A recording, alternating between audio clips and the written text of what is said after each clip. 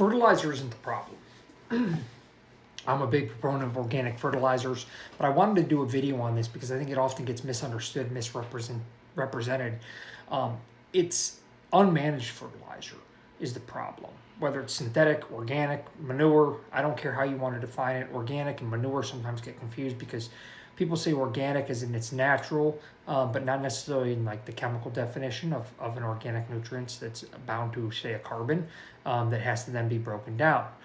Because manure can also have synthetic, like say nitrate in it that just naturally occurs. It's naturally occurring, but it's still nitrate in a non-organic or inorganic form.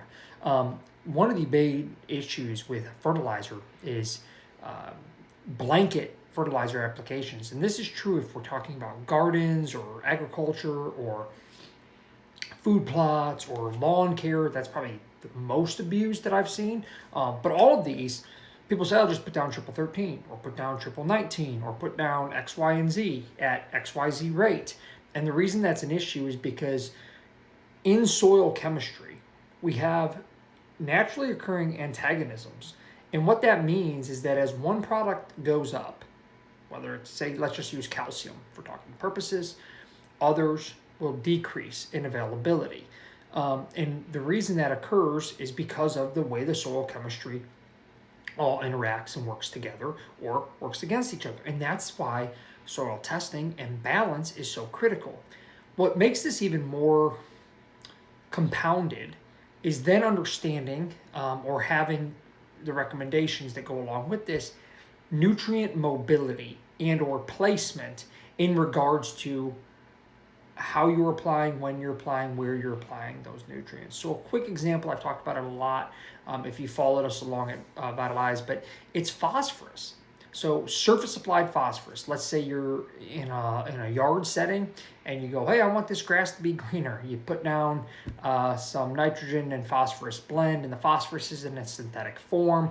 Don't have a lot of good biology in there because it's a monoculture. You're likely, if you're just using synthetics, you're not putting down a lot of nutrients in organic forms that are going to feed microbes and things to potentially move phosphorus around or make it more soluble in the root zone. So you're literally putting phosphorus on top and waiting for it to move through the soil profile, which can take a long time.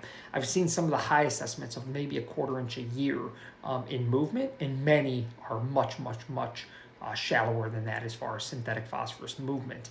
Obviously, phosphorus in organic forms, be it manure or something like that, bone meal, that type of thing, you're going to then get phosphorus movement through microbiology movement, right? So in a lawn care setting, it's going to get taken up as it gets moved down through microbes and earthworms and things like that are going to consume, let's say that manure gets moved down into the root zone, the plant takes it up, then you cut that grass, assuming you don't collect all your clippings, those clippings fall and the biology is then cycled back through, much more efficient way. Another one could be nitrogen. It's almost the inverse of that. You go put nitrogen down, let's say on a food plot. Let's say you have a food plot that you want to grow turnips on. And people say, oh, just throw down urea at XYZ rate. Well, urea volatilizes very quickly. So if you don't have rain in the forecast, you can risk a lot of your dollars going right back into the atmosphere. So that's another reason. So it's not necessarily fertilizer in and of itself is bad, but understanding the processes in which fertilizer moves or doesn't move, and then also understanding without a soil test blanket applications are really going to do more harm than good, especially over time. So you might have somebody go, oh, I've been doing this for this way and it's always worked. Well, there's a lot of variables there. Some might have natural 5, 6, 7% organic matter.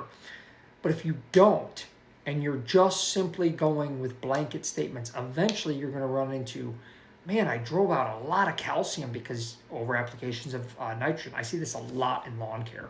People say, my lawn is so compacted. It's probably from mowing all the time. And maybe there is some things there, but it's also likely because we haven't pulled a soil test. We haven't looked at pH. We haven't looked at calcium-based saturations. Where's the magnesium saturation? Have we driven that up too high relative to the CEC of the soil that's making it more compact, more brick-like, and lacking flocculation that we could get with a simple gypsum application?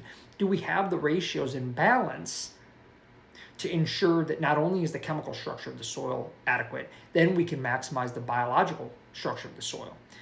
We obviously focus a lot on that at Vitalize with heavily diverse cover crops and balancing rotations between carbon to nitrogen ratios. But there's still, we want to continue to focus on feeding the plant, feeding the soil, and making sure we're doing that in balance. And that's where a good soil test can save you a heck of a lot of headache and make sure that you're not just chasing your tail by putting down blanket applications. So whether you're doing lawn care, food plots, agriculture, I hope you guys found this useful. And if you find this stuff interesting and useful, please share, follow along, subscribe, and reach out to us at vitalizeseed.com.